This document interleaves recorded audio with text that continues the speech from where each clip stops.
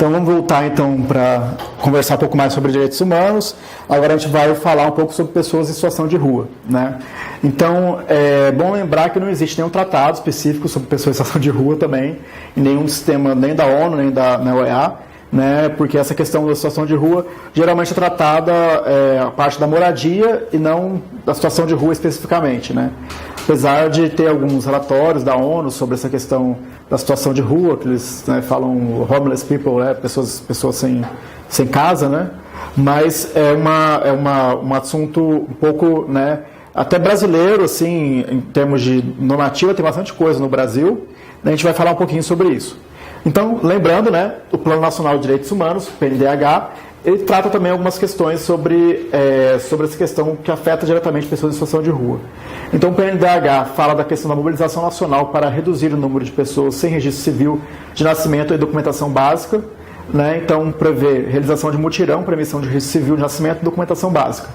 Essa questão de registro é uma questão muito relacionada a uma demanda da pessoa em situação de rua.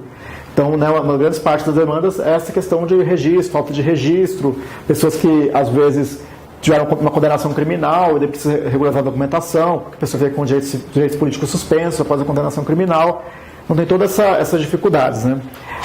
Também a necessidade de garantir que nos programas habitacionais do governo sejam priorizadas a população de baixa renda, a população em situação de rua e grupos sociais em situação de vulnerabilidade no espaço urbano e rural. Então, o PNDH também previa essa questão da política habitacional também, porque não existe também previsão de preferência para pessoas em situação de rua no programa Minha Casa Minha Vida, por exemplo, não tem nada especificamente sobre isso.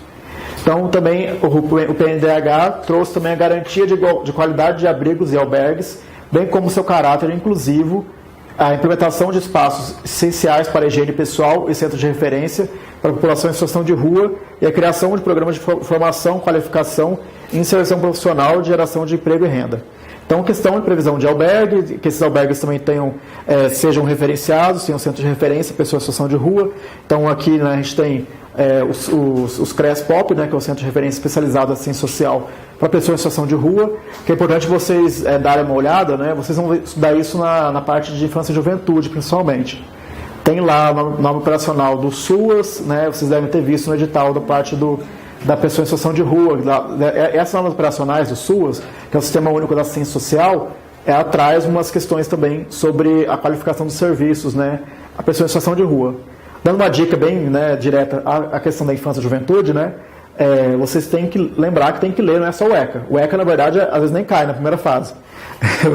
Porque pressupõe que você tem que saber pelo menos o ECA. Então, vai perguntar essa questão da materialidade, do sistema da ciência social, a questão, né, do direito da criança e adolescente de maneira mais ampla, que não é só o ECA. A matéria não é Estatuto da Criança e Adolescente. A matéria é direito da criança e adolescente, que é uma coisa muito mais ampla do que o ECA. Né? Então, bom ter essa noção, né? Essa dica aí, não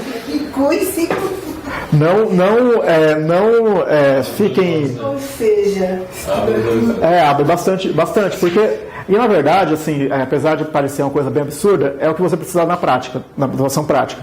Você precisa saber o que é um CRAS, um CREAS, um CAPES, o que são essas siglas, porque na atuação prática vai chegar uma pessoa para você, o problema dela não é jurídico, muitas vezes, né? Então, você precisa saber para onde caminhar, como funciona, como cobrar, onde cobrar. Então, o defensor precisa saber essas partes mais macro da política, né? Porque no dia a dia você vai sentir falta se você não souber. Né? Porque você tem uma triagem de mais de 100 pessoas no dia para atender, e daí, se você não fala, não, procura o CRAS, procura o CREAS, procura não sei o quê, como é que você vai dar conta, né, na triagem? É difícil. Então, tem a lei também 8742, de 93, que dispõe sobre a organização da assistência social, que é a LOAS, né, o LOAS, que é a Lei Orgânica da Assistência Social, e pela reforma da lei feita em 2011, entende a população em situação de rua como alvo da assistência social também. Então, essa reforma ela trouxe a pessoa em situação de rua como um objeto da política. Então, o artigo 23 da LOAS, né, com essa redação de 2011, aí, que é a Lei 2.435, que acrescentou o artigo 23. Então, é importante lembrar disso também. O decreto 7053 de 2009 institui a Política Nacional para a Pessoa em Situação de Rua e o Comitê Intersetorial de Acompanhamento, Monitoramento e da outras providências em relação a essa questão.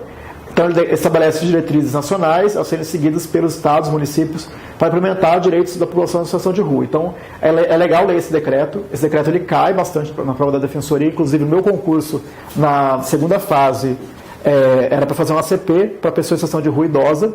Então, você tinha que saber que existia esse decreto, que ele previa. Então, vai trazer, na verdade, é bem genérico, assim. Então, é uma coisa, né, muito substancial, mas tem algumas coisas interessantes, que é bom vocês lerem depois. Mais essa questão, né, da pessoa em situação de rua, ela ter direito, né, à assistência social, sobre a assistência social, direito à intimidade, direitos básicos em geral, né, da população em geral, mas com essa especificidade da pessoa em situação de rua. Outro assunto muito interessante, que pode cair também, é essa nota técnica do Ministério da Saúde, a nota técnica 1 da Secretaria de Ciência Social e da CEGEP de 16 de 9 de 2015. Então, vai trazer diretrizes e fluxogramas para a atenção integral à saúde da mulher e da adolescente em situação de rua e ao usuário de crack, outras drogas e seu filho. Então, a questão da retirada de bebês, né, na maternidade, principalmente essa nota técnica vai trazer, né, esse direito ao acompanhamento da gestação pré-natal, vinculação ao local do parto, o direito ao parto humanizado, da convivência familiar, também reforçar a convivência familiar, atenção à mulher no puerpério, né, durante a questão durante o parto e tudo, a articulação intersetorial, ciência social e habitação. Em caso de escolha negativa da mulher em ficar com a criança, tem que ser procurada a família extensa. Então, reforçar o que está no ECA já, né, porque é muito comum acontecer a retirada de bebês depois que a mulher tem a luz na maternidade. Então, é bom lembrar dessa normativa aí para essa parte de retirada de criança, principalmente na segunda fase. Assim, acho que é muito difícil cair essa primeira fase, mas ganha alguns pontos aí se você lembrar disso na segunda fase, né? Porque é uma parte também da infância e juventude que tem relação com pessoas em situação de rua. Em São Paulo, é só para lembrar, tem um decreto recente, do ano passado, uma lei na verdade, que vai trazer a política estadual de pessoas em situação de rua. Foi aprovado há pouco tempo, né? Então é uma questão legal. É bom vocês olharem se vai cair no edital, mas que vai trazer também, vai repetir e reafirmar o decreto federal, né? E vai trazer algumas normativas, por exemplo, impedir a pessoa em situação de rua de ser impedida de usar o serviço por não ser daquela região, por exemplo. Ou também vai trazer a questão do acesso a serviços básicos, não discriminação, acesso aos serviços. Então, é bom vocês olharem no edital depois se vai cair esse decreto, porque é uma questão recente e que aqui em São Paulo, na Defensoria de São Paulo, é bom vocês darem uma olhada. Agora a gente vai falar um pouco sobre a questão dos povos indígenas, né? Que é uma questão mais federal, mas que a Defensoria também atua na questão de efetivação de políticas públicas, né? Porque pessoa indígena, né, tem a questão toda da parte federal mesmo, do indígena, da FUNAI e tudo, mas a Defensoria de São Paulo pode atuar, a Defensoria Estadual pode atuar com essas questões também, quando é para a efetivação de políticas públicas. Então, a Convenção 69 da OIT, né, ela é a previsão que existe internacionalmente mais cogente da questão que inclusive, né, virou um decreto aqui no Brasil, o decreto 501 de abril de 2004, que vai definir, né, o povo indígena com 2 critérios: condições sociais, culturais e econômicas. Né? Então, condições sociais, cultural e econômica, e a descendência de população que habitava um país, uma região geográfica pertencente ao país na época da conquista da colonização. Então, esses 2 critérios, né, as condições sociais e a descendência, a pessoa ser descendente de uma pessoa que habitava o país antes da colonização. Então, discorre sobre a participação e consulta dos povos indígenas. Então, a necessidade de todas as políticas públicas voltadas ao indígena, se é necessária, consulta a eles, que são os principais interessados. A representatividade dos povos indígenas também, né, com a institucionalidade do Estado, territorialidade, acesso à educação, condição de emprego, formação profissional, seguridade social dos indígenas. Então, vai trazer essa série de direitos, reforçar essa série de direitos que são da população em geral, mas que o indígena também tem, né, direito. Daí, no âmbito da ONU também, né, porque a OIT é da ONU também, mas é a Organização Internacional do Trabalho, né, que inclusive foi o espaço em que foi encontrado para que a discussão indígena fosse...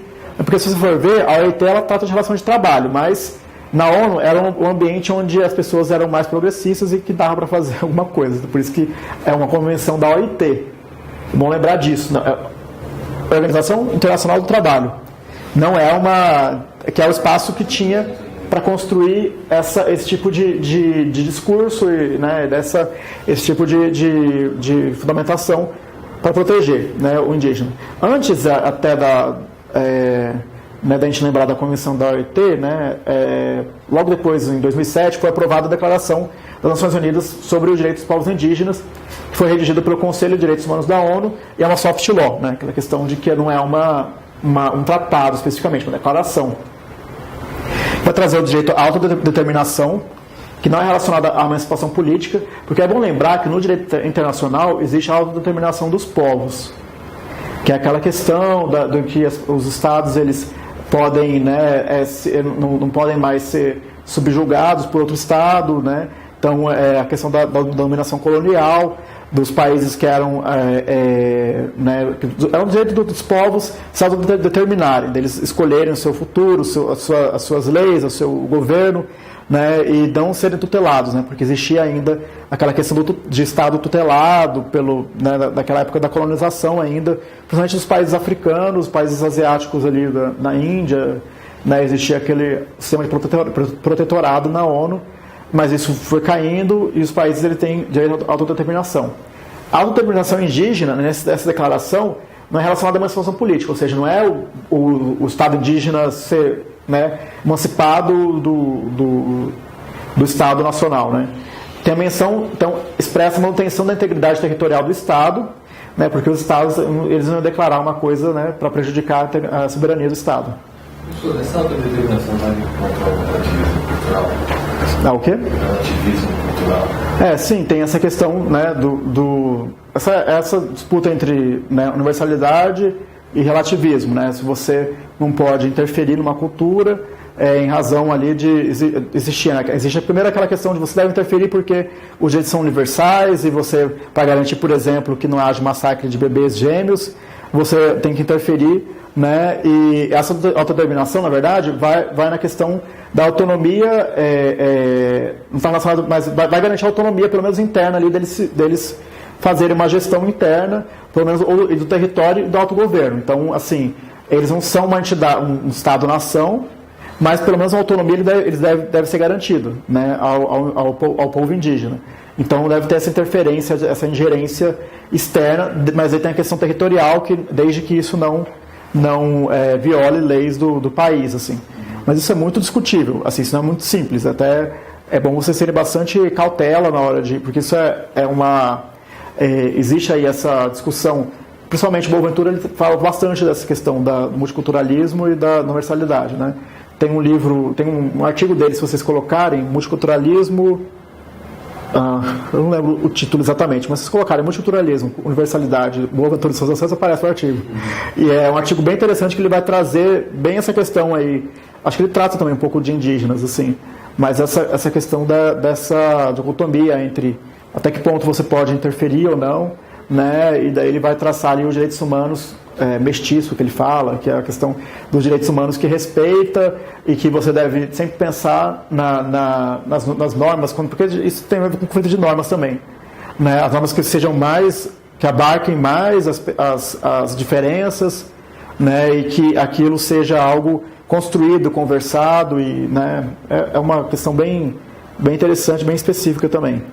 Mas também, então a autodeterminação é para isso, é para autonomia, né, tem um território e tem um autogoverno, né, mas isso não implica emancipação em termos geográficos, né, tirar o Estado-nação.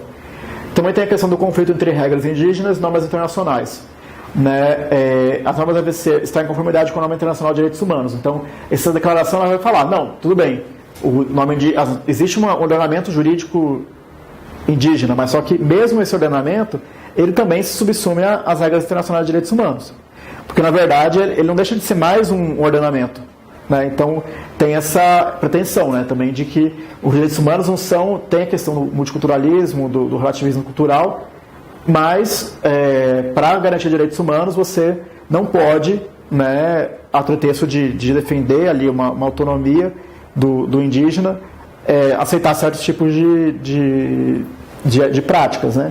Mas aí isso entra numa coisa que é muito mais profunda, muito mais complicada, que uma vez que você tem uma interferência externa, aquilo pode significar até a morte daquela cultura, né? Porque você tem certos indígenas que não aceitariam aquilo e que aquilo provocaria ali uma estabilização tão grande na cultura deles que eles poderiam até chegar, tem suicídio coletivo indígena, tem umas histórias bem tristes e que leva também a discussões sobre até que ponto a gente pode interferir, né, a pretexto de salvar direitos humanos. Mas é só lembrar, indígena é mais eu faria essa defesa, né? Os indígenas têm um ordenamento próprio, mas isso também, assim como os estados, eles também se subsumem à proteção internacional de direitos humanos. Mas isso aí é bem discutível, não tem um certo e errado, né? Essa declaração, ela vai, no preâmbulo, já refutar qualquer tipo de superioridade de determinados povos ou indivíduos, mesmo por razão de origem nacional ou diferenças raciais. Então, considerando racista, cientificamente falsa, juridicamente inválida, moralmente condenável e somente injusta qualquer tipo de superioridade de uma raça em relação a outra, de um indivíduo em relação ao outro. Então, tem uma questão da obrigação de respeito e promoção dos direitos que derivam da estrutura política, econômica e social das culturas indígenas, tradições espirituais, história e concepção de vida, direito à terra e recursos. Então, né, tem essa questão do respeito à territorialidade, à ancestralidade, tudo isso em relação à questão indígena. A questão também interessante, a desmilitarização da terra e território indígena. Então, isso não tem que estar sob domínio militar, né? O direito a uma assimilação forçada ou destruição da sua cultura. A assimilação forçada é isso de você querer impor uma cultura branca, né, pro indígeno, branco ou qualquer outro tipo de cultura ocidental, oriental, em relação ao indígena, porque é aquela questão de assimilar, né? Então vamos integrá-los à sociedade ocidental, à sociedade, né, majoritária. Então tem essa questão da não assimilação forçada. Claro que o indígena ele pode escolher se assimilar à cultura dominante, mas tem que ser uma questão de escolha da pessoa, não forçadamente, né?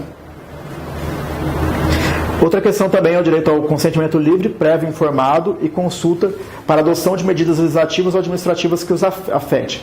Então a declaração meio que repete a Convenção 69 da OIT, com essa questão do consentimento livre, prévio, informado, que na verdade é um princípio básico da administração e das políticas públicas, né, de você, uma vez que afete um grupo específico, esse grupo deve ser ouvido por meio desse consentimento livre, prévio, informado, né, e tem essa consulta para qualquer tipo de medida legislativa ou mesmo administrativa que vai afetar aquela população, né. Então tem essa questão.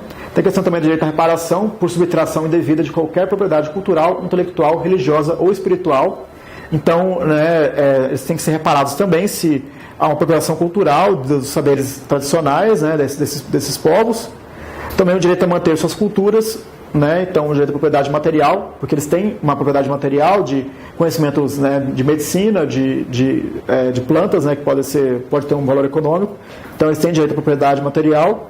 E o direito à comunicação, que inclui acesso aos meios não indígenas, à mídia pública, que deve incorporar e refletir a diversidade cultural dos povos indígenas. Então, tem uma obrigação da própria mídia também reafirmar o papel e a importância dos povos indígenas e garantir que eles também, né, tenham esse acesso, né, a esses meios não indígenas de comunicação. Agora deixa eu passar a falar um pouquinho sobre a questão LGBT na parte internacional. Como eu disse já no início, não existe um tratado internacional específico sobre... Então não tem uma convenção dos direitos de gays, lésbicas e transexuais e bissexuais. Existe o princípio de Yogyakarta de 2007. Esse nome estranho, né, que é Yogyakarta, é o Jakarta, é Yogyakarta o nome do lugar, que é na Indonésia, se eu não me engano, ou é num país do leste asiático. Acho que é a Indonésia. Esse lugar, né, foi a sede do lugar que foi feito esses princípios, mas ele não está no âmbito da ONU. Importante vocês lembrarem disso. Não faz parte da ONU, não faz parte da OEA, não faz parte, né, porque é na Indonésia, né? Mas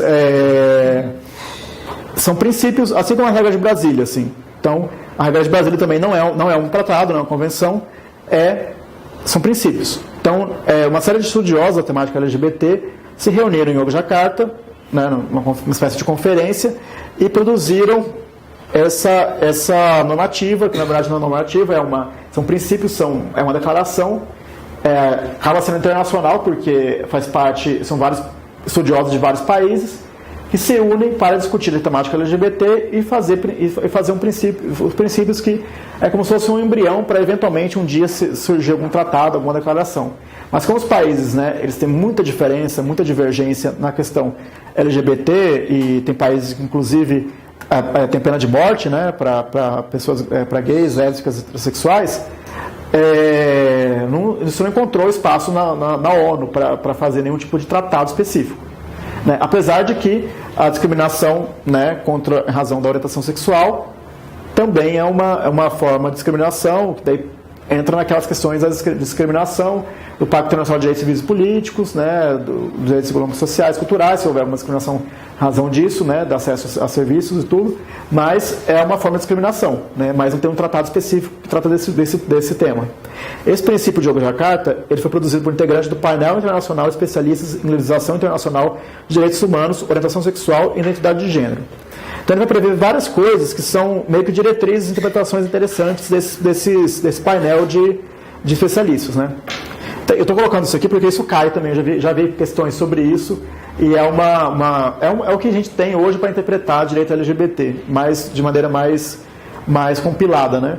Então vai trazer o direito à privacidade, né? Não revelar sua orientação sexual ou identidade de gênero, então a pessoa não é obrigada a sair do armário, né? Então ela pode ficar, né, sem nenhum tipo né, um direito à privacidade, à intimidade. O direito de não ser submetido a tratamento, procedimento, confinamento em instalações médicas com base na orientação sexual ou identidade de gênero. Então, proíbe a cura gay, né? Então, a questão de tratamento, procedimento, confinamento, instalação médica para reversão, que eles falam reversão sexual, isso não existe. O direito de constituir família e de não discriminação, né? Então, a pessoa pode constituir família. Tem deveres do Estado também em relação a esses direitos, né? É interessante vocês darem uma olhada assim nesse. Não é muito extenso, tem vários princípios, acho que são 31, mas é curto, não é muito longo não, mas é bem interessante, porque ele vai tem em português também, que é interessante, né? Tem em português. Então, é só para lembrar a questão da LGBT, né? Aqui no Brasil tem esse RE 477554, né? Que o relator foi o ministro Celso de Mello, que, né, fala da questão que há um direito constitucional implícito à busca da felicidade, que decorre da dignidade da pessoa humana, devendo ser eliminadas as entraves odiosas da consecução.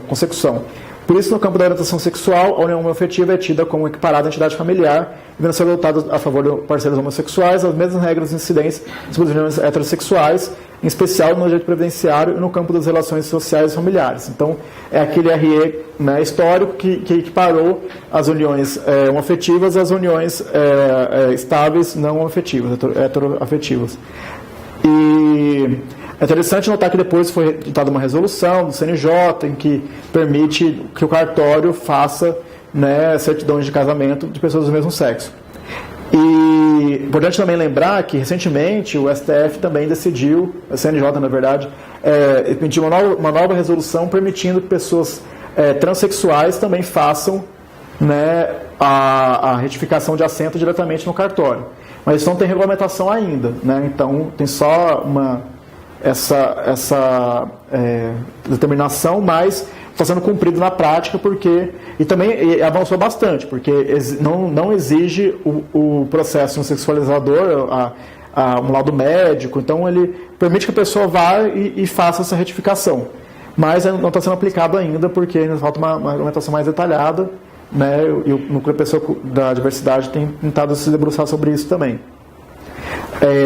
Porque tem uma questão muito séria da questão patologizante da transexualidade, que reconhece, por exemplo, que as pessoas transexuais precisariam de um laudo médico, de uma CID, né, que é o Cadastro Nacional de Doenças, né, como necessário para que haja o pedido de mudança de nome e de sexo na certidão de nascimento, né.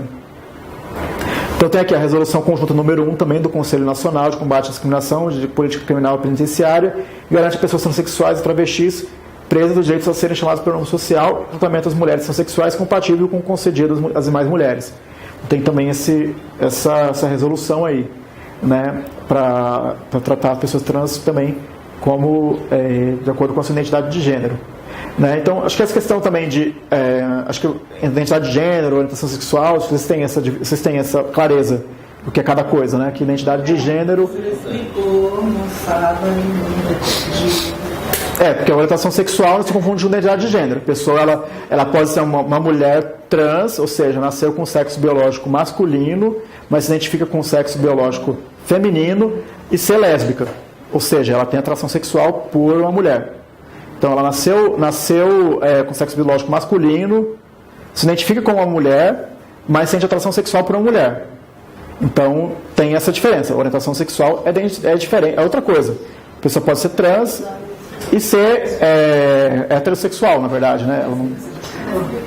Então, lembrarem dessas diferenciações, eu não vou entrar em detalhes sobre isso, porque também não é a minha área de especialização, mas a gente não estiver. Não conseguimos assim, ter mais tempo. O norte, sim. São questões um pouco confusas, pode ser um pouco confuso, mas é algo que desenhando você entende, assim. A lei estadual número 10984. Porque não, desenhando mesmo, assim, porque você põe lá identidade, sexo biológico, identidade de gênero, orientação sexual, né? Que até foi uma questão da questão do... enfim, vamos continuar aqui então. A lei estadual número 10948 de 2001 também é estadual de São Paulo, então para quem só aplica para São Paulo, e tem a resolução número 12 de 2015, que as normativas prevêem punição a qualquer manifestação discriminatória praticada contra cidadão homossexual, bissexual ou transgênero. Né? Então fala da necessidade de ações efetivas do Estado no sentido de assegurar o pleno exercício da cidadania e faz uma possibilidade de utilização de banheiros conforme a identidade de gênero também. Então tem essa normativa aqui no decreto estadual, e aqui em São Paulo tem um procedimento administrativo para poder pedir indenização, né, multar também estabelecimentos que façam discriminação. O Núcleo da Diversidade trabalha com isso, eles fazem audiência lá na secretaria e tudo, em razão dessa questão aí né, de ter alguma discriminação em razão da orientação sexual ou mesmo pessoa transgênero. Né? Isso é bem... Outra população também específica, né, são os quilombolas, que apesar de ser matéria mais federal, né, a Defensoria também tem atuação.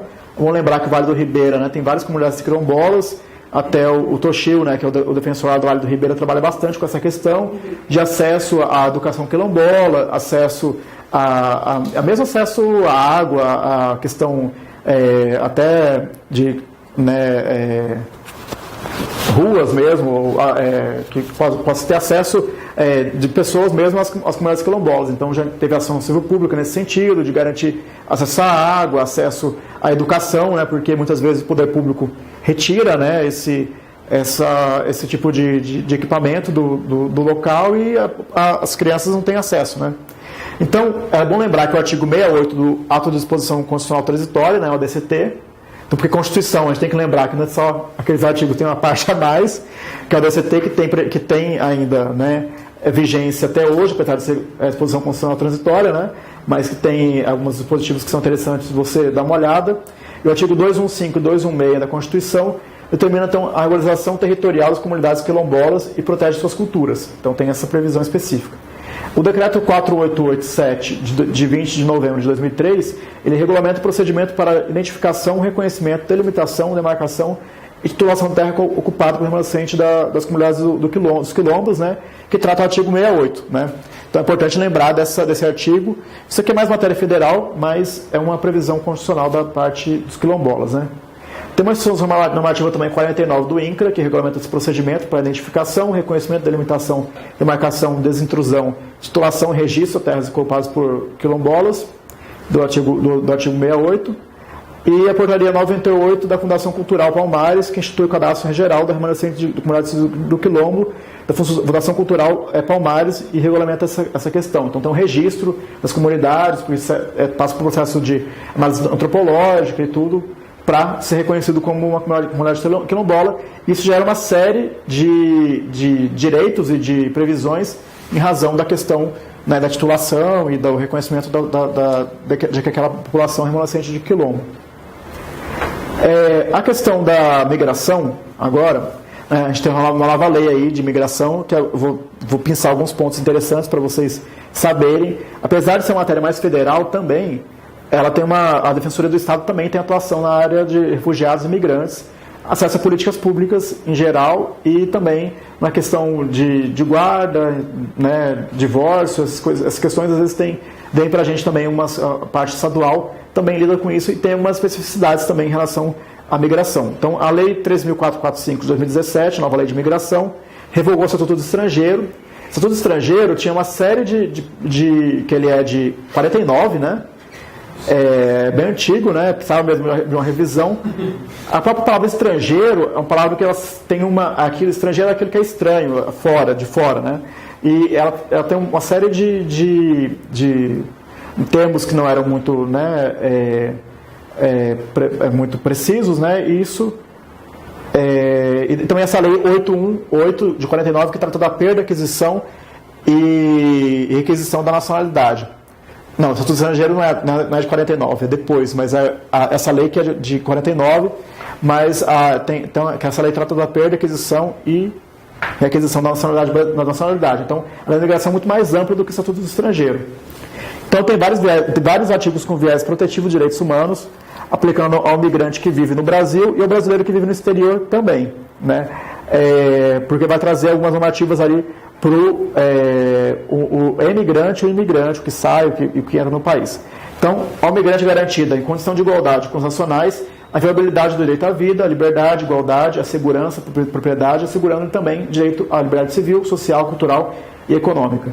Então, esse aqui eu baseei tudo no livro no artigo do professor André, que tem no Conjur também, é bem didático, bom vocês darem uma olhada nesse artigo, que trata todas as inovações dessa lei.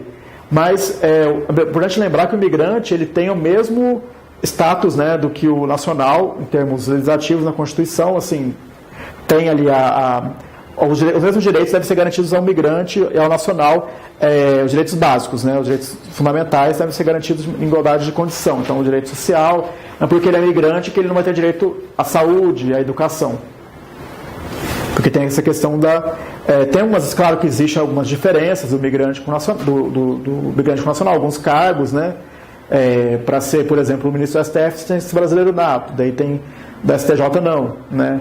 Agora, tem essas diferenças, algumas coisas, mas os direitos básicos, sociais, culturais, tudo isso é igualdade de condição migrante com o nacional.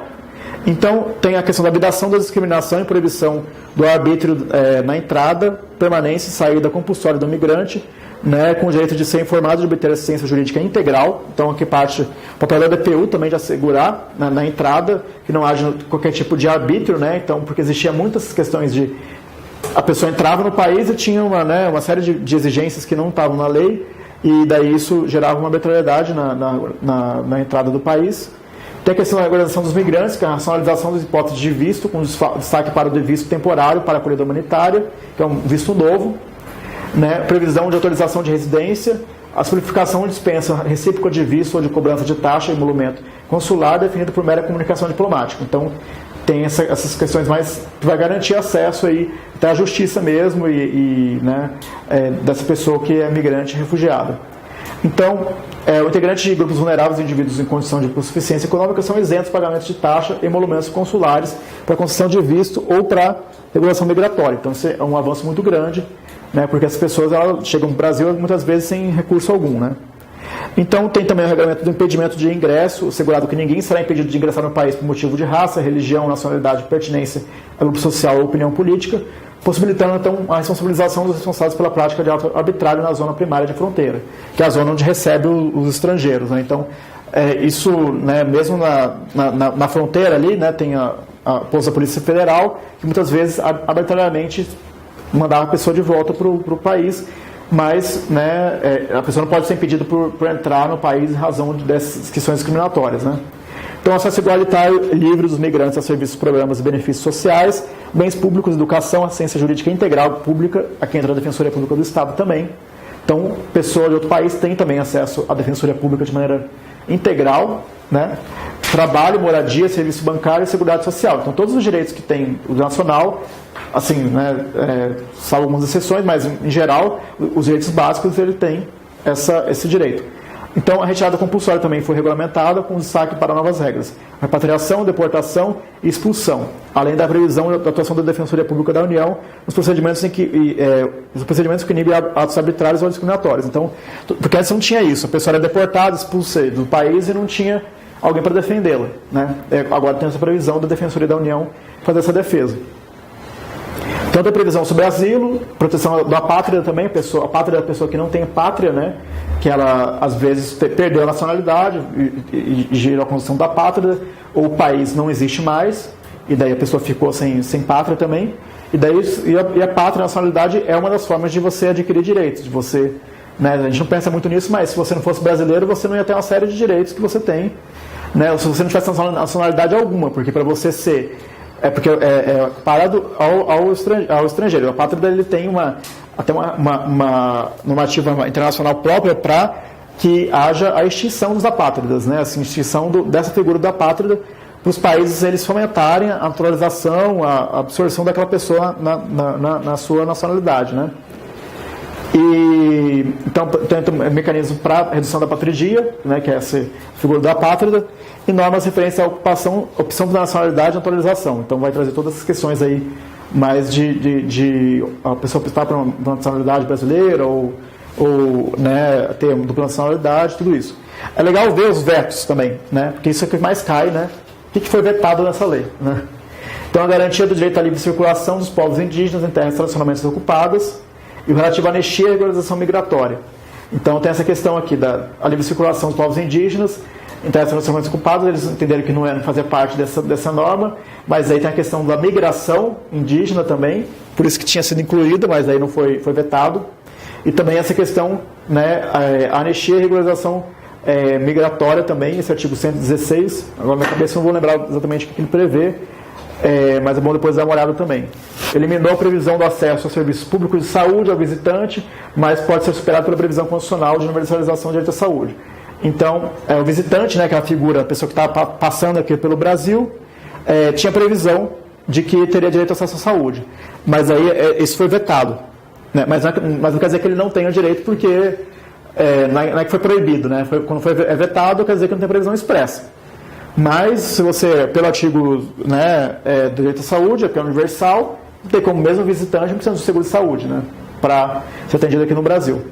Outros vetos simplesmente não gerarão efeito, como aquele que eliminou a definição de migrante, contida no parágrafo 1º, artigo 1º, parágrafo 1º, inciso 1, mas manteve ao longo da lei o uso do termo. Então, é um veto mais estranho de todos, né, porque o que define a palavra migrante, eles tiraram do conceito, assim, mas continua a palavra migrante no resto do texto inteiro.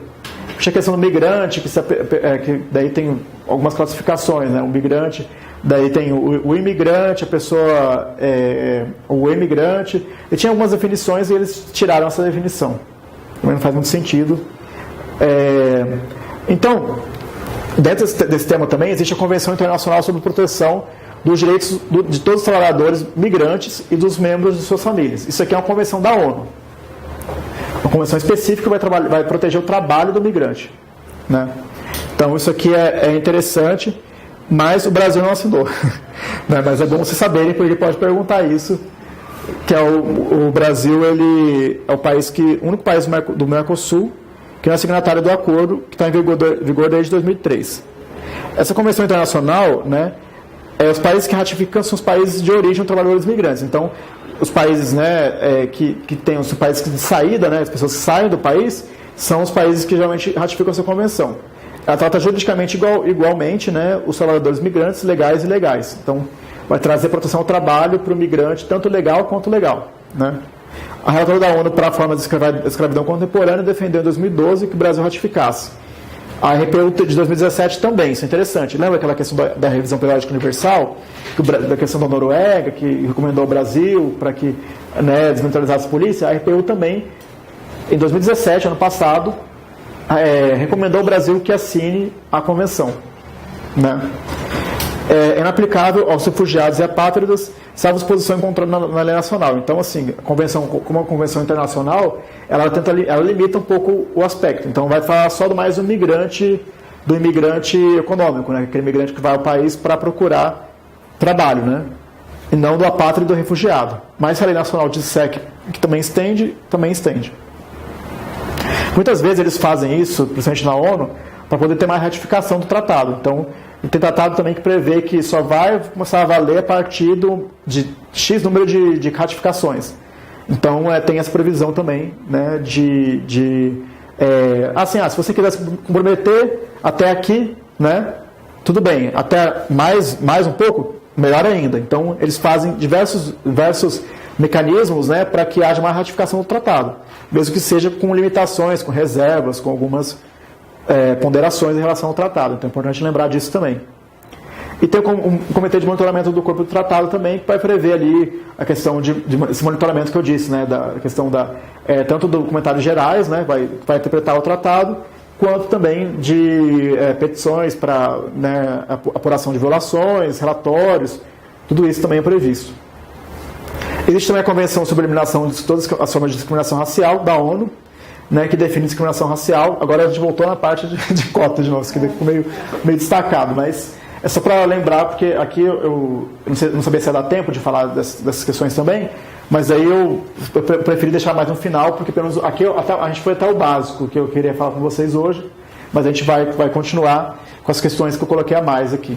Então, a discriminação racial, artigo 1º, questão da descendência, origem nacional ou étnica, que tenha então, qualquer forma de distinção, exclusão, restrição, preferência, que tenha por objeto ou resultado anular ou restringir reconhecimento, gozo, exercício dos direitos. Então, qualquer questão, uma preferência, uma raça, uma cor, que tenha por objeto ou resultado, né, anular ou restringir algum direito. Né? Então, essa é a definição de discriminação racial.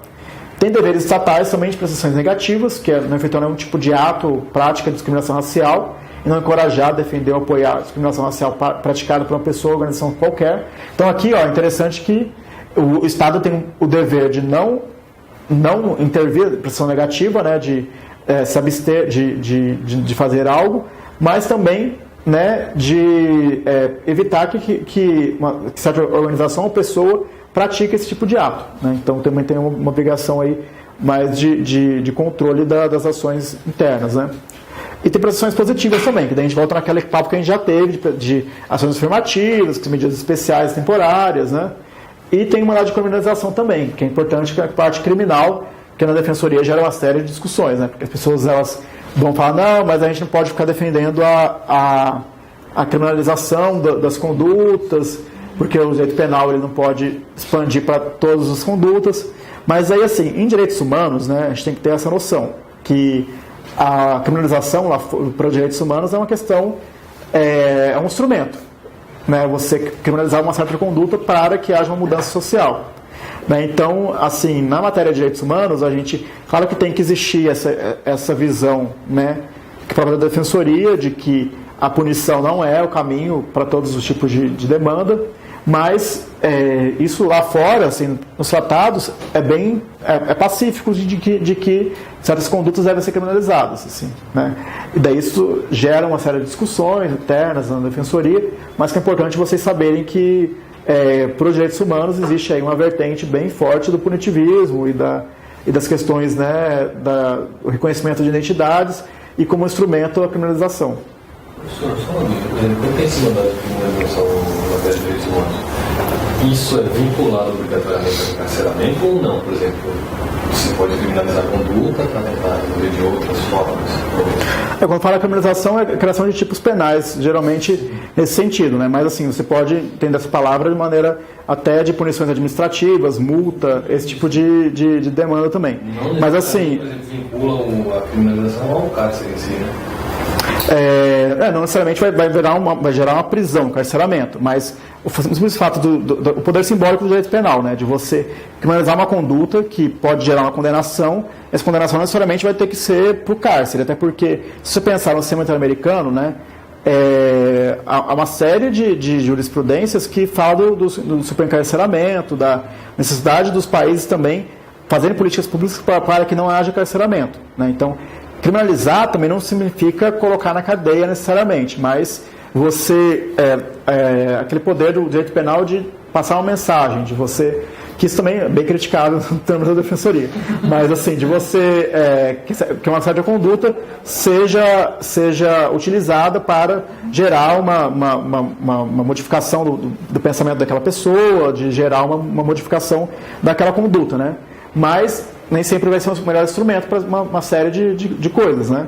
Então, assim, esse mandato de criminalização, declaração como crime de qualquer difusão de ideias baseadas nas prioridades de ódios raciais, qualquer incitamento à discriminação racial, assim como qualquer ato de violência, provocação a tais atos, dirigidos contra qualquer raça ou qualquer grupo de pessoas de outra cor ou de origem técnica, como também qualquer assistência prestada a atividades racistas, inclusive seu financiamento. Então, assim, é declaração como crime. Agora, a consequência do crime, se vai ser prisão, vai ser multa, vai ser prestação de serviço à comunidade, isso os tratados não trazem, porque também isso é uma questão de direito interno. Mas, assim, eles recomendam, né, que que esse tipo de conduta, né, que daí é incitar a discriminação racial, superioridade de raça, esse tipo de conduta seja criminalizado, mas a consequência jurídica da criminalização não vai trazer lá tipo penal, não sei quantos anos, não vai ter isso. E nem vai trazer a questão da própria pena de privação de liberdade, né? Pode ser o tipo de pena também, né? Então, falar um pouco sobre a mulher também, né? Acho que no sistema norte-americano vocês viram um pouco da questão da Convenção de Belém do Pará, que trata da questão da violência doméstica e tudo. Aqui eu trouxe um pouco da Convenção da ONU, né? Que é a Convenção sobre a Eliminação de todas as formas de discriminação contra a mulher. Então, foi aprovada na Assembleia Geral em 79, né? Mas entrou em vigor apenas em 81, essa questão de ter alguns países que ratificam, outros não, né? Visa eliminar o preconceito e práticas conceituadinárias baseadas na ideia de inferioridade ou superioridade de qualquer dos sexos ou em função estereotipada de homens e mulheres. Então, a questão da igualdade entre homens e mulheres. Então, a questão de superação de estereótipos, tudo isso. Então, está tudo nessa convenção. Como eu já disse, né? A convenção não trata de violência doméstica especificamente, mas entende que violência doméstica, que a violência doméstica é uma forma de discriminação que não deve ser tolerada. Isso, mas não está no texto da convenção. Isso é uma questão, assim, perguntando. A convenção sobre eliminação de todas as formas de discriminação contra a mulher prevê expressamente em seu texto que a violência doméstica deverá ser combatida. Está errado, sim, em termos, né, literais não, mas se você lê ela em conjunto com os comentários gerais da convenção, você vai entender que aquilo é uma forma de discriminação. Então, né, isso tem essa diferença. A discriminação contra a mulher significa toda a distinção, exclusão ou exceção baseada no sexo e que tenha por objeto o resultado prejudicar, anular o reconhecimento, o gozo ou exercício para a mulher, independentemente do seu estado civil, com base na igualdade de homem e da mulher, dos direitos humanos e liberdades fundamentais, no campos políticos, econômico, social, cultural, civil ou qualquer outro campo. Então, qualquer outro campo pode abranger outros tipos de discriminação, né, da mulher em relação ao homem, né? Então, do homem em relação à mulher. Então, é importante lembrar essas distinções, né? E é bem parecida, né? A convenção racial também, os tipos o foco, né, do problema que quer ser superado, né?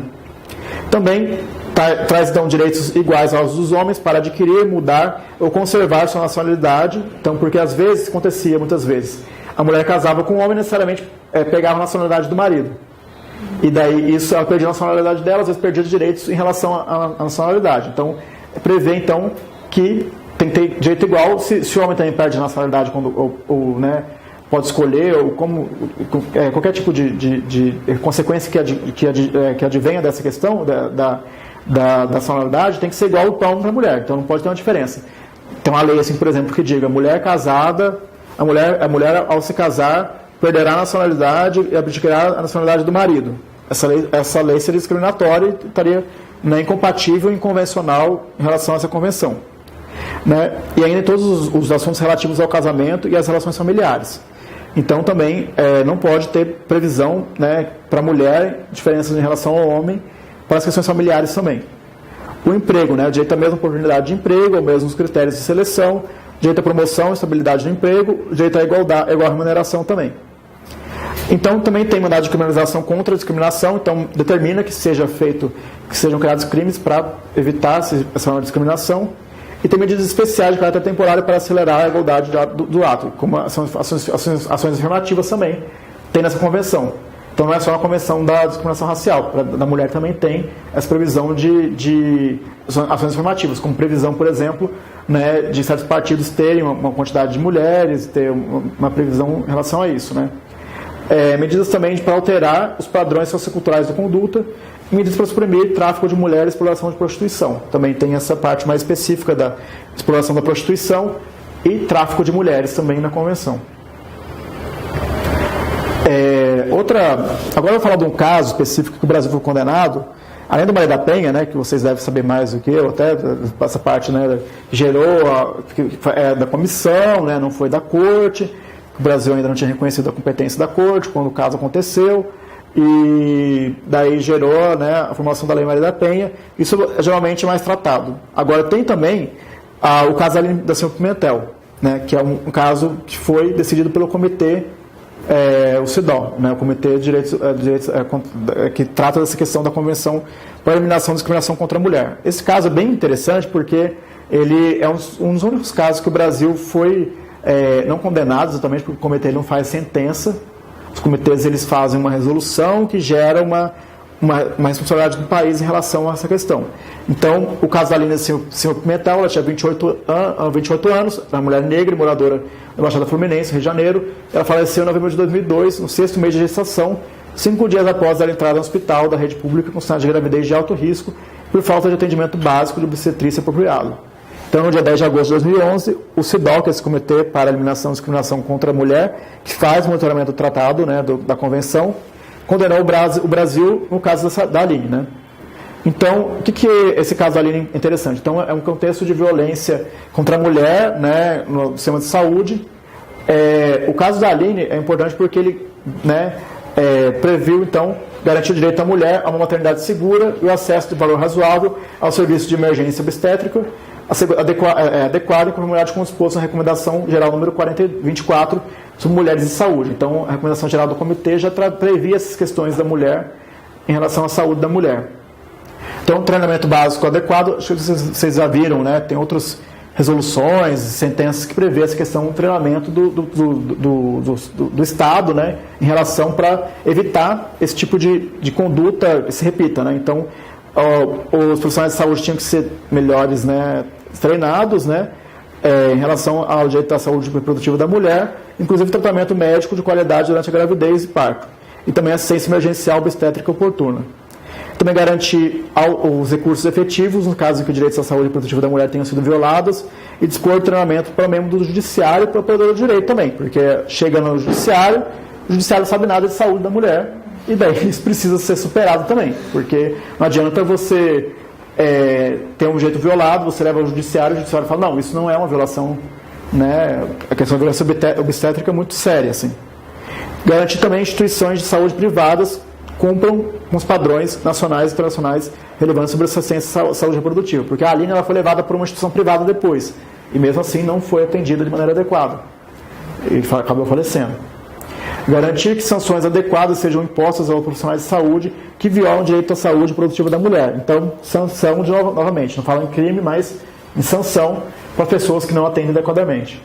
Reduzir a mortalidade materna evitável por meio de implementação do Pacto Nacional para a Redução da Mortalidade Materna no âmbito municipal e estadual, inclusive estabelecendo comitês da mortalidade materna onde eles não existam, em consonância com a observação final feita ao Brasil em 15 de agosto de 2007. Então, aqui, reduzir essa mortalidade maternal evitável, e depois do caso da Aline, várias normativas foram, né, nessa questão da primeira infância, da questão da mulher, e foram sendo aprovadas no âmbito do Brasil, muito em razão dessa recomendação do comitê, né? Então, esse é um caso interessante que pode vir a cair, porque é um caso que o Brasil foi condenado por um comitê. Condenado, mas não uma sentença. Lembrando que o comitê não faz sentença, o comitê não é um órgão quase judicial. Esse é o termo adequado. Órgão quase judicial não é um tribunal, é um comitê que faz o monitoramento do tratado, recebe relatórios, porque tem várias formas dos comitês atuarem, né? Eles podem receber comunicações individuais, que é esse mecanismo que foi utilizado no caso da Aline. Ele pode receber relatórios dos estados, do documento do tratado. Então, periodicamente, ele recebe relatórios do tratado, em relação ao documento do tratado, né? E daí faz recomendações gerais em relação ao cumprimento de uma série de medidas, como que o Brasil já tinha recebido do comitê. Antes mesmo da condenação do Brasil, teve essa observação final em agosto de 2007, que o comitê já tinha falado para o Brasil, não, você tem que melhorar a sua questão da maternidade, da primeira infância, mortalidade materna. Então, já existia ali porque o Brasil tem que ficar toda hora mandando relatório para os comitês. Ultimamente, isso não tem sido feito de maneira tão periódica, infelizmente. Né? Se você entrar lá no site da ONU, você vai ver que o Brasil não tem mandado todos os relatórios que deveria mandar para essa questão. Né? Não só essa questão, para várias questões.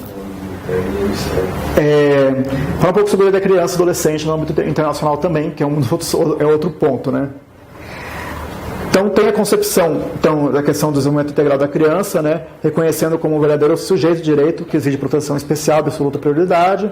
Lembrando que menor não existe, né? Você tem que bater a boca na hora de que fala menor, porque menor, para a defensoria, a pessoa não pode ser menor, porque a menor em direitos não existe, a pessoa é um sujeito de direito, não é menor, né? De menor, como as pessoas falam, né?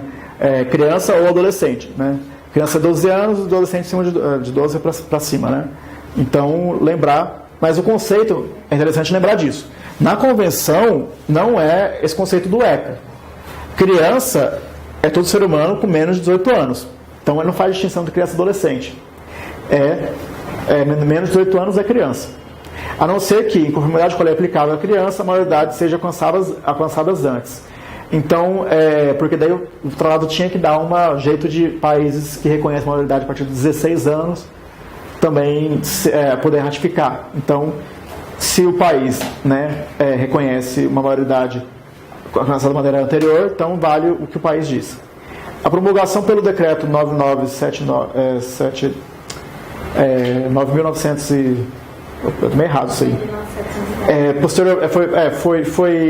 Porque a convenção, vocês viram um pouco sobre a questão da promulgação dos tratados no Brasil e tal, ela é internalizada como um decreto, né? E daí esse decreto, né, que acho que é 9.710, é de 1990, que é posteriormente a vigência do ECA. Então o ECA ele foi antes da convenção. Inclusive o ECA é uma legislação muito avançada, porque ele previa várias coisas que a convenção veio prever depois, né?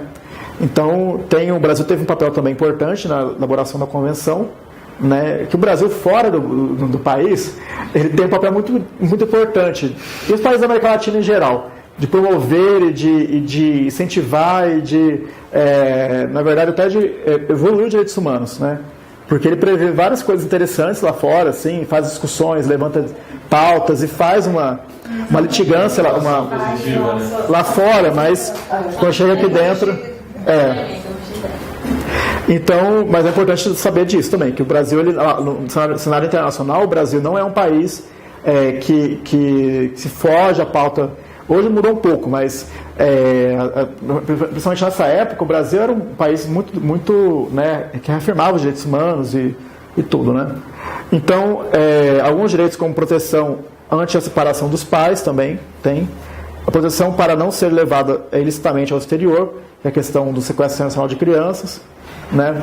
Até amanhã vai ter uma palestra sobre isso, quem quiser ver, né, aqui na USP, às 17 horas, com a autoridade central do Brasil sobre a convenção da AIA, que impede o sequestro nacional de crianças. Apesar de ser matéria mais da DPU, acontece na Defensoria do Estado também, em alguns casos que envolvem essa questão de criança que a mãe trouxe para cá, e daí a mãe sofreu violência doméstica, e daí a pessoa entra com a ação, daí então é uma questão bem interessante de direito internacional privado também. Então, o conceito, então, né, também dessa proteção também, outra questão, né? Proteção contra a exploração econômica e contra o envolvimento na produção, tráfico e uso de drogas, né? Tem especificamente essa parte aí também de proteger a criança da exploração econômica, né? Mas deixou de prever regras protetoras para crianças estrangeiras, para vítimas de migrações internas forçadas e para proteção contra experiências médicas. Então não tem regras específicas para isso, né? Sobre migração e proteção contra experiências médicas não especificamente, mas aí tem que lembrar que o protocolo facultativo, né, a Convenção sobre a Lei da Criança e Adolescente, na verdade tem 3 protocolos facultativos, né? O primeiro trata da venda de crianças, prostituição infantil e pornografia infantil. Ele foi aprovado pelo Congresso pelo Decreto 230 de 2003, promulgado pelo Decreto 5.007 de 2004. Esse protocolo facultativo, como eu disse, né, é um protocolo, porque a Convenção da Criança e do Adolescente, da criança, né, é a convenção com mais ratificações do mundo, né? Mas tem vários protocolos facultativos que vão dar ali coisas que os países não tiveram consenso para aprovar no texto do tratado, então, e pode facultativamente aderir ao protocolo. Então tem esse protocolo que trata da prostituição infantil, venda de criança, pornografia infantil, que é o protocolo 1, né? Então é a questão da responsabilização civil, penal e administrativa das pessoas envolvidas na pornografia infantil, pedofilia, esse tipo de coisa. E o protocolo facultativo, a Convenção sobre o Desenvolvimento de Crianças em Conflitos Armados, também ratificado e promulgado pelo Brasil. Então vai proibir a criança de participar em conflito armado, e daí tem a questão da criança soldado, que é dito. Então exige que membros das Forças Armadas que ainda não atingiram 18 anos não participem diretamente dos conflitos. Se caso o Estado parte permitir tal recrutamento, deverá estabelecer garantias que assegurem, além da sua voluntariedade, a necessidade de consentimento de representantes legais, bem como de que a pessoa se encontre em plenas condições de prestar o serviço militar. Então, não é que o protocolo proíbe assim, todas as formas de criança soldado, né, que a gente diz. Só prevê isso, que assim, porque tem países que a menoridade é atingida antes dos 18 anos, então você tem que ter um mecanismo que permita que o Estado ratifique o tratado, né? Mas aí pelo menos alguma coisa tem que ter algum parâmetro, né? Tá, vai ter criança soldado, vai ter, mas, né, vai ter que ter uma garantia que assegure, além da voluntariedade, né? Mas bem, voluntariedade para uma criança menor de 18 anos é um pouco discutível, mas pelo menos que tenha consentimento dos pais, né, ou representante legal, bem como que a pessoa se encontre em plenas condições de saúde, né? E o terceiro protocolo, que é o protocolo que prevê de recorrer ao comitê por meio de petições individuais, foi adotado em 2011, assinado pelo Brasil em fevereiro, mas não foi ratificado. Então tem essa crítica também na RPU, de novo, a RPU, boa questão para concurso, essa ótima. Assim, se fosse eu, examinador, com certeza teria essa questão. Que ela foi adotada em dezembro de 2011, essa convenção, né? O Brasil assinou, mas não ratificou, ou seja, não vale internamente, né? Então, para você acionar o comitê, lembra, o comitê é o que faz o monitoramento do tratado, que vai pedir, vai receber os relatórios do tratado, vai fazer a questão de receber petições individuais. Então, o Brasil não aceita mandar a petição individual para o comitê, ou seja, ele não aceita que você acione o comitê da criança em relação à violação do tratado. Ele aceita, o comitê existe, não é que o Brasil não, o comitê tem alguma interferência em relação ao Brasil por causa dos relatórios. Os relatórios que os países têm que ficar mandando de tempos em tempos sobre o cumprimento do tratado no país. Mas se você tiver um caso de violação de criança e adolescente aqui no Brasil, você não pode mandar para o comitê da criança e adolescente, você pode mandar para o comitê do PIDESC, do PIDISP, comitê, se for uma menina, para o comitê da mulher. Você pode utilizar os outros mecanismos da ONU, mas não esse, porque o Brasil não ratificou. Outra convenção muito importante é a Convenção sobre os Direitos da Pessoa com Deficiência. Então, essa parte é bem interessante também, porque é boa para perguntar no concurso, lembrando que a convenção, né, se vocês se lembram, essa convenção ela foi internalizada no Brasil pelo parágrafo 3º do artigo 5º. Né? Então, lembrando lá que tem aquele mecanismo de aprovação nas duas casas, prevendo ali, né, uma votação qualificada, tudo. O parágrafo 3º, artigo 5º, essa convenção passou por esse procedimento. Então, além dessa convenção, há um protocolo adicional a essa convenção, que prevê aí mecanismos para petições individuais, e o protocolo de Marrakech, que é bem novo isso, é sobre direito autoral e liberação de copyright, desses direitos autorais, para tradução para pessoas cegas. Acho que é isso. Então, tradução não, né? Para o braille, na verdade, né? Para pessoas cegas. Ou é surdo? Agora fica na dúvida. Mas é esse tratado de Marrakech, que é um tratado específico sobre obras audiovisuais. Depois vocês procuram na internet. São 3 tratados. E tem o status de emenda constitucional do Brasil. Então, vale como Constituição. Ou seja, ela tem o mesmo status da Constituição. E, inclusive, teve uma pergunta muito boa no concurso, no 5º concurso, né, segunda fase, que era assim: onde tem previsão do direito a acesso à internet na Constituição? Daí você fala assim: nossa, a Constituição é de 88, né? Tem alguma emenda depois que eu não vi, né?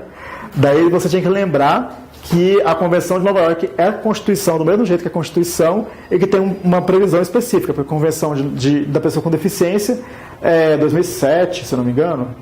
Eu sou ruim de data, mas é recente, assim, já tinha internet assim, mais acessível, mais... Então tem uma previsão lá de acesso à internet de pessoas com deficiência. Você tinha que lembrar disso, mas vale a metade da prova, né? Então, foi uma questão, né, que precisa dessa sacada, né, que a Convenção de Nova York vale como Constituição, né?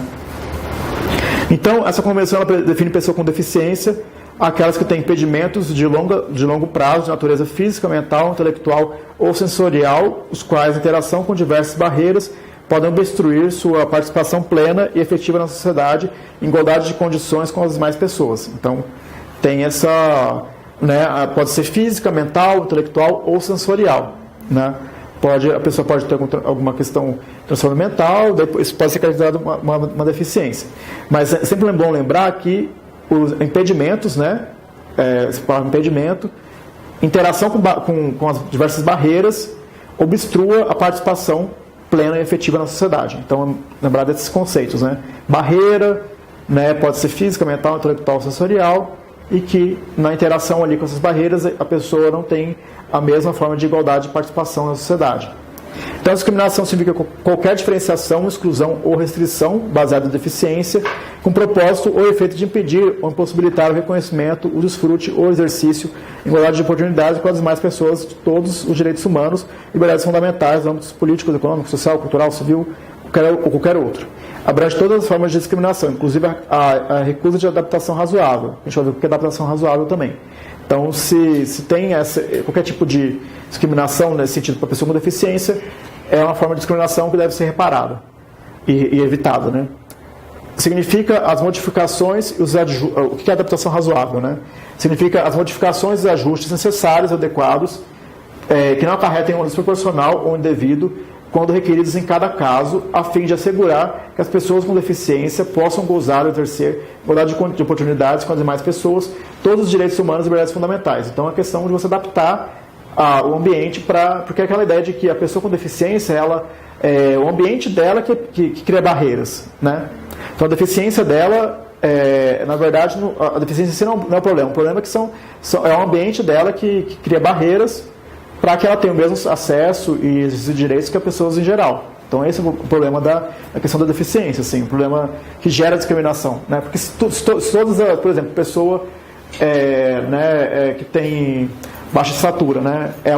Se as coisas fossem mais baixas, né, de maneira que ela alcançasse, isso não seria uma deficiência, porque não teria uma barreira, né? Daí, claro que tem outros tipos de barreira também que não são só físicas, né? Tem a barreira cultural, barreira, né, que impede uma série de exercício de direitos, né? O desenho universal significa a concepção de produtos, ambientes, programas e serviços a serem usados na maior medida possível por todas as pessoas, sem necessidade de adaptação a um projeto específico. O desenho universal não excluirá ajudas técnicas para grupos específicos de pessoas com deficiência como necessárias. Então é você pensar em produtos, serviços, ambientes, pensando já que tem pessoas com deficiência que existem e devem ser respeitadas e devem ter esse tipo de direito garantido. Então, na hora de fazer um produto, a pessoa pensar, não, mas será que se eu fizer produto dessa forma, isso vai impedir de alguma forma pessoas que têm deficiência de acessar em igualdade de condições e oportunidades com as pessoas em geral, esse produto, esse serviço? Então, é você pensar que o desenho universal deve ser uma meta e algo a ser seguido. Então, assim, a gente meio que conclui essa parte de...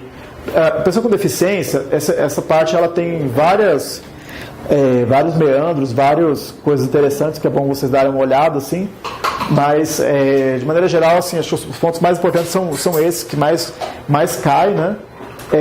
A gente agora tem, acho que vai até 10h40, né? A gente tem mais uns minutinhos. Eu vou falar algumas dicas para estudo, que na verdade é mais ou menos o que e essas dicas que eu vou dar também não é nada assim, nós temos que seguir isso, senão não vai dar certo. Porque cada pessoa é de um jeito, né? E daí vai muito da experiência pessoal de cada um, mas são coisas que me ajudaram e que serviram para eu passar, né? Então, a coisa mais importante é ter uma rotina de estudo, né? Lógico, né? Então, você tem um estudo de uma forma antes e depois de lançar o edital. Então, você pensar, antes do edital, você vai estudar num ritmo diferente. Lançou o edital, você vai ter que dar um jeito ali, se programar e tentar fazer uma revisão muito, né, diferenciada com o tempo que você tem, né? Porque daí, por exemplo, eu quando lançou o edital, eu dividi meu tempo, que eu tinha ainda 30 dias, que foi da diferença do edital até a prova, e, né, comecei a estudar, assim, olhei, o que eu preciso saber dos pontos do edital que eu não sei, e tem isso também, o edital pode mudar um pouco, né? Em São Paulo, geralmente, as provas são bem parecidas, assim, não as provas em si, mas os editais são bem parecidos. Mas a tendência é sempre expandir esses editais, né? Então, sempre tem uma coisinha nova lá. Então, se o examinador colocou aquela coisinha nova lá, você tem que lembrar que pode ser que caia, né? Porque ele não colocou aquilo gratuitamente, né? Sim, se ele colocou é porque deve cair. Então é importante você se atentar àquela lei, àquela norma mais nova, porque pode vir uma questão ali que, se você não tiver lido, não está atualizado, é menos um ponto, né? Então ter essa rotina antes e depois do edital. Então, fazer leitura do caderno e organização também. Eu dou essa dica, esquece doutrina, por enquanto, né? Porque assim, claro que você tem que ter algumas ponderações, né? Se você tiver um caderno bem feito, vale melhor que qualquer doutrina, porque você tem muitas matérias para estudar.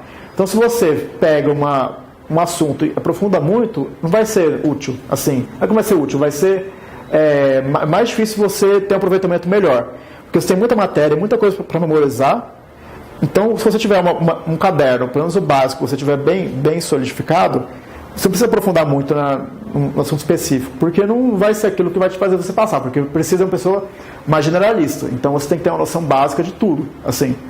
Então, e a prova da primeira fase é mais isso, que eu acho a prova mais difícil da primeira fase.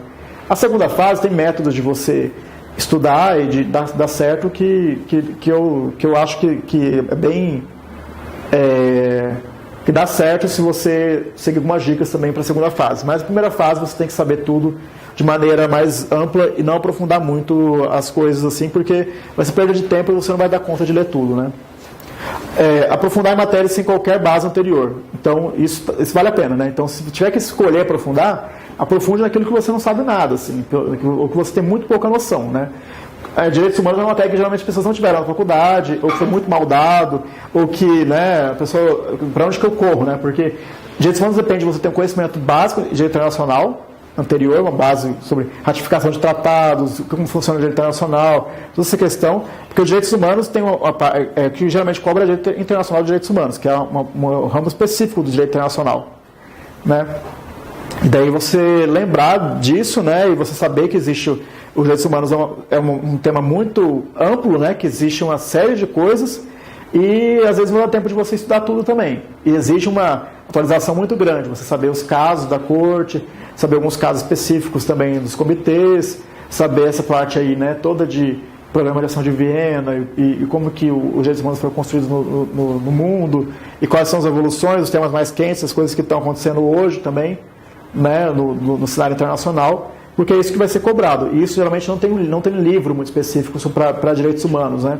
Assim, vou fazer uma propaganda aqui, né, que é o livro do professor André, que é esse aqui, o curso de Direitos Humanos, que é um livro, assim, ele é um curso, então não é um livro muito aprofundado no sentido de ter tudo de maneira aprofundada, mas tem o básico que você precisa saber. E ele tem sinopses também, que ajuda muito, assim, para quem quer estudar, né? Tem aqui todos os quadrinhos, assim, com resumo, né? Então eu sugiro, assim, ler os quadrinhos, né? Pelo menos. Porque o quadrinho, pelo menos, vai te dar uma noção básica daquele assunto, né? No mínimo, ler o quadrinho, né, e tal, se der tempo, mas eu acho que nessa fase, assim, não compensa tanto ler, só se você não entender nada do quadrinho, às vezes o quadrinho é mais sucinto e tal, mas o quadrinho é bem escrito, assim. E aprofundar também, ler as normas, principalmente a Constituição, todos os dias. Então, isso eu sempre fazia, né, eu acordava às 6h30, 6h30, e começava a ler a Constituição, porque eu dividia o meu dia assim, né. Começava leitura de lei, você levava 2 horas de manhã para ler a lei, porque você acorda e você está com a cabeça melhor, né? E ler é a coisa mais chata de ler, né? Ninguém aguenta ficar lendo lei muito tempo, né? Mas se você acabou de acordar, você tem ainda a sua cabeça mais fresca, se você ler, você vai guardar um pouco melhor aquilo.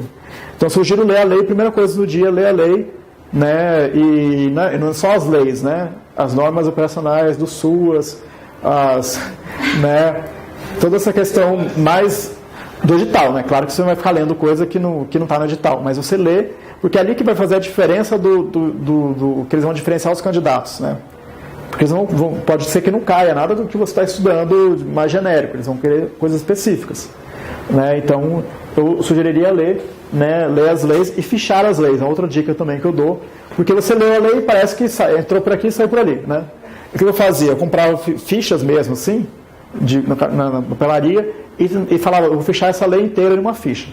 Eu colocava como meta. Então, eu só vou colocar coisas bem que eu achava importantes. Então, eu ia lendo e ia transcrevendo artigos que eu achava importantes. Não transcrição exata, mas pegava o ponto lá, né? Autodeterminação do povo indígena, diferente da autodeterminação dos povos em geral.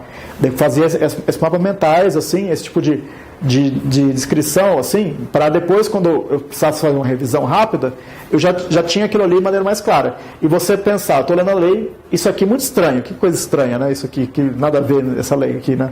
E daí você anota aquilo, né? Porque provavelmente você vai esquecer aquilo depois. E aquilo vai ser uma questão boa de concurso. Né? Eu fazia isso também.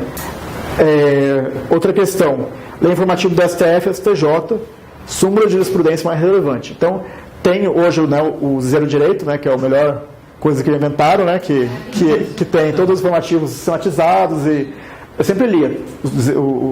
Já tinha lá os compilados de jurisprudência e tal, porque aquilo ajuda, e é uma leitura mais fácil de fazer, não é uma coisa tão chata de ler. Então, eu chegava para o final do dia, assim, chegava, né, perto de meia-noite ali, eu começava a ler os informativos do STF e do STJ. Começava às 6 da manhã até uma hora da manhã, tá de boa, assim, para estudar. E daí fazia essa rotina. Que eu passei? Nesse ritmo de estudo, assim, tem... Não, isso aí foi mais quando eu abri o edital, que eu fiquei mais assim. Sim, quando abri o edital eu fazia isso, assim, mas mesmo antes eu fazia eu via aula de cursinho, né? E reservava a hora para fazer aula de cursinho e depois aulas para cada coisa, né? E todas as matérias eu fazia, é que eu não trouxe aqui, mas eu tenho um quadro horário de que eu fazia, eu colocava a hora do café da manhã, banho, almoço, e daí fazia um quadro horário com todas as matérias. E com base na minha dificuldade, fazer um diagnóstico de quais as minhas dificuldades. Então, por exemplo, eu pessoalmente tenho dificuldade em penal. Então, eu reservava mais horas do meu dia para penal, né, da semana. E daí, eu não sei nada de direito idoso, então vou fazer um horário na semana para estudar direito idoso, porque eu não sei nada de direito idoso. Então, fazia aqueles tópicos assim, eu fazia um quadro mesmo, com o horário de cada coisa, e o horário que eu estava fazendo cursinho, o horário que eu estava lendo lei, o horário que eu estava lendo jurisprudência, o horário que eu fazia questões anteriores, né? E lei a tese adicional da Defensoria, né? O que são as teses adicionais da Defensoria? A Defensoria se reúne, né? Todo ano os defensores se reúnem e fazem teses adicionais, assim, né? Na verdade defendem, né? Porque a gente manda, daí a IDEP organiza o evento, tal, e a gente discute as teses. E essas teses têm várias áreas e são teses que são utilizadas na prática do dia a dia. Você não vê isso em princípios adicionais. Mas as teses são interessantes porque elas trazem ali a visão mais da prática. E às vezes muitas teses acabam caindo na primeira fase. Ou tem ali, na fase escrita também, é legal você saber que existe uma tese sobre aquele assunto. Porque daí o examinador fala, nossa, a pessoa chegou a ler a tese adicional sobre isso, né? E não que todo mundo saiba todas as teses, mas assim, é interessante você, pelo menos, ler a ementa ou ler o enunciado das teses, né? Então hoje está bem claro no site da IDEP as teses que tem já, né? E daí você consegue ter uma noção, né? E até é legal para aprofundar um assunto que é bem mais a defensoria mesmo no dia a dia.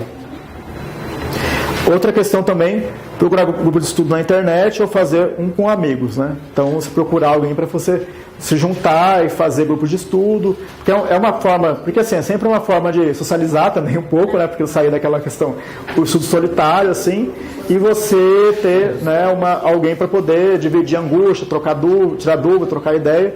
E eu tinha a sorte de ter um colega estudando para a defensoria que morava comigo também, que a gente fez faculdade junto, né? Então a gente estudava junto e fazia nessas. E ele é defensor hoje também, né? Passaram junto? Passou junto, Melhor, né?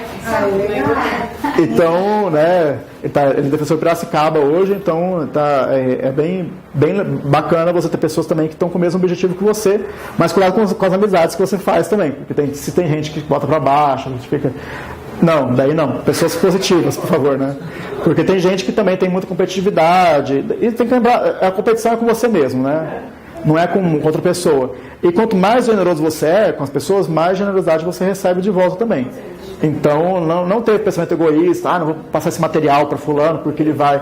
Não, quanto mais generoso você é o ciclo do bem, né? Você faz um bem retorna para você. Então, não ficar com essa questão, eu vou guardar esse conhecimento para mim, porque isso vai, lá na frente, não vai adiantar nada, né? Porque, assim, não é isso que vai fazer você passar, né? E você vai ficar gastando energia à toa com isso. Outra coisa que eu fiz, né? Que eu sugiro vocês fazerem, e que parece uma dica meio boba hoje, né? Mas que lá na frente vai fazer uma diferença grande para você ficar em registro, Tupã, ou, né? Em, sei lá, aquelas vagas que sobram sempre no final da remoção, né? E pegar uma vaga melhor para a sua família e tal, os pontos que você pode ganhar de títulos, né? Então, você sempre pensar artigos, escrevam artigos, né? Mas como assim? Para onde eu vou publicar isso, né? A maioria das pessoas fez um TCC na faculdade, né? E aquele TCC ficou lá parado, não serviu para nada, muitas vezes, né? Então, você pega parte do TCC e publica aquilo. Nem se for no Conjur, no Slave Gandhi, está valendo. Então você manda, faz assim, claro que você tem que fazer um negócio tão mal feito, né? Assim, porque é o seu nome também que está ali, né? Então você faça um artigo, né? Dá uma revisada, é uma forma de estudar também, ou você pega um ponto que você quer aprofundar no estudo, escreve sobre aquilo e manda, né? Aquilo vale como publicação.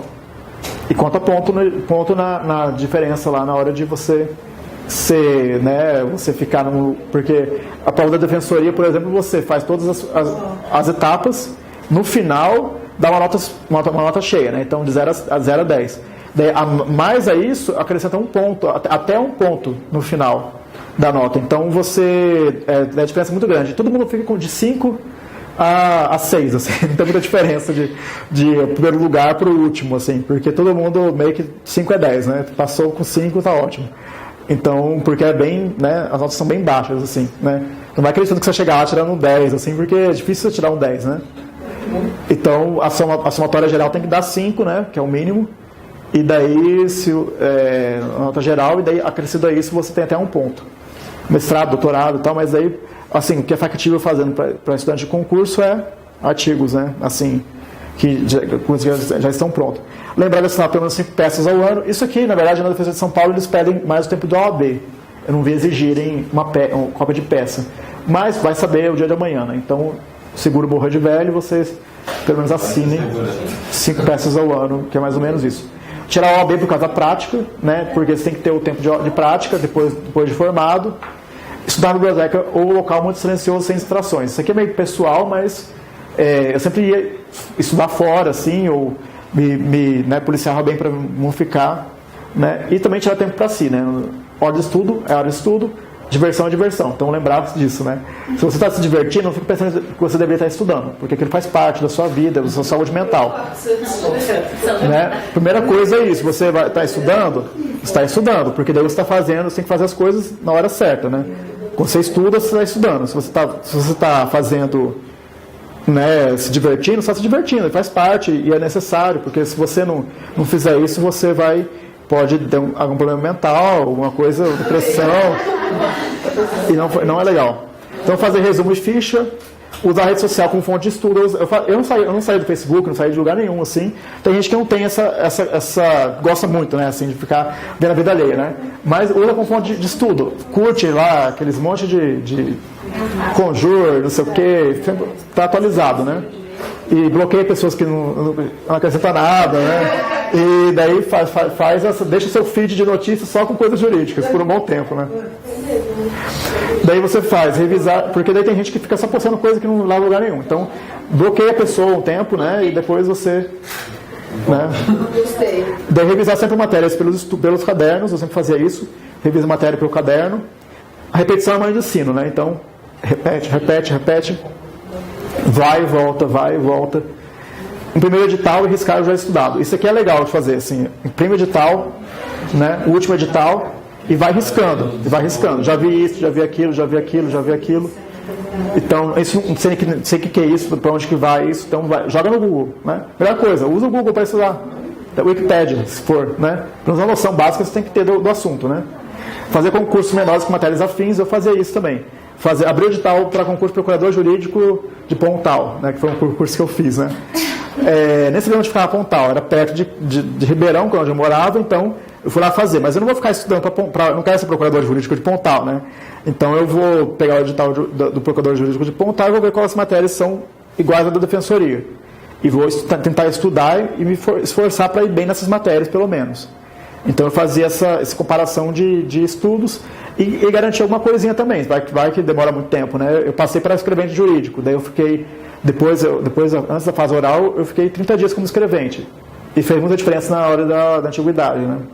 Porque quase ninguém tem tempo de serviço. Então, às vezes é interessante você fazer um concurso menor para ter pelo menos ter uma coisa, até para a sua... Né, fala assim, se nada der certo, eu vou ter pelo menos ter uma coisa ali para, né, fazer se demorar muito tempo, né? E fazer concursos menores, como eu disse, não fazer concursos de áreas distintas. Isso também é bem pessoal, mas fazer MPF, MP, tal, daí às vezes não compensa, por causa se matérias são muito diferentes, né? E ser generoso, né? Você sempre levar material de estudo para o coleguinha e dividir, né? E treinar muito tempo. Isso aqui, na verdade, é a dica mais assim que eu falaria assim, de tudo que eu falei, é o mais importante. Treinar o tempo. O que significa? Você fazer provas anteriores, medindo o seu tempo. Quanto tempo você demora para fazer? De cabo a rabo a prova. Porque isso a defensoria tem que lembrar que a gente precisa de pessoas que façam uma triagem em 4 horas, tendo mais de 100 pessoas. Então precisa de gente com raciocínio rápido, que vá, isso, aquilo outro. Então é uma, né, pauleira. Então você precisa saber quanto tempo você demora para fazer a prova. E muita gente não passa porque não consegue concluir a prova no tempo estipulado. Então imprima a prova, né, e pega domingo de manhã para fazer isso, né? Então eu acordava domingo de manhã, colocava o cronômetro, o relógio lá, marcava certinho o tempo que eu demorava para fazer a prova. E depois corrigia a prova inteira. E também você tem a experiência de fazer uma prova cansativa no período certo, né? Também treinar com a prova anterior e analisar a banca e o organizador do concurso. Então saber quem que é a pessoa que está fazendo a prova e qual é o organizador do concurso. Né? Porque se você não sabe quem que é o que está organizando o concurso, né? Mas tem uma diferença também. FCC está organizando um concurso, mas a FCC, a banca da FCC ou a banca da instituição? Quem está organizando? Quem que são os examinadores do concurso? Já foi parte de outras bancas? Como que é a questão dessa pessoa? Que tipo de questão que essa pessoa faz? Então é muito importante estudar a banca do concurso também. Então lê os pontos do edital mais obscuros, coisas que você nunca ouviu falar, vai lá e leia, tenta pelo menos ter uma noçãozinha básica para não errar muito feio. Dividir o tempo de estudo de acordo com o peso das matérias, então ser inteligente na hora também. Defensoria tem administrativo e tributário na primeira fase, mas são só 8 questões, que depois não tem mais questões nenhuma dessas matérias nas outras fases, né? Então não vai ficar estudando muito tempo com isso, mas é importante pelo menos garantir 2, né? Que é o mínimo. Não perder muito tempo com cada questão, então as questões valem o mesmo peso, então sempre faz, não sabe nada, passa para a próxima, depois qualquer coisa você volta. E na primeira impressão, se houver muita dúvida, sempre, pelo menos isso serve para mim, né? Toda vez que eu mudo de questão, eu sempre erro, né? Então eu sempre ia na primeira impressão, porque às vezes é a certa mesmo. A não ser que você tenha visto que o negócio estava muito errado e você errou, né, por besteira mesmo, e daí não, né? Não insista na errada, né? Lógico. Daí acho que é isso, assim, né? Se tiver mais alguma dúvida sobre método de estudo, coisas assim, vocês podem me perguntar, né? Na medida do possível eu respondo. Obrigado e boa noite.